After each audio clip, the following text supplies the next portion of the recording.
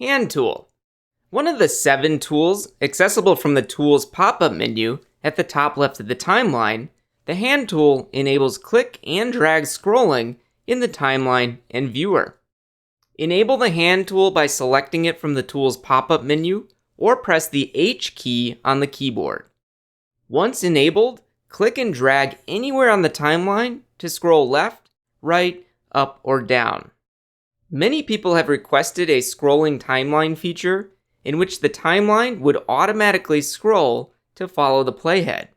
At the time of this recording, Final Cut Pro does not include a native scrolling timeline, but you can use the Hand tool to scroll the timeline while a project is playing. With a different tool active, such as the Blade tool, hold H to temporarily activate the Hand tool. Scroll the timeline, then release the H key and the previous tool is automatically activated. Have you ever noticed this red box in the viewer and wondered why it was there? At the top right of the viewer, increase the percentage to zoom in. The red box shows us what area of the frame we are able to see in the viewer.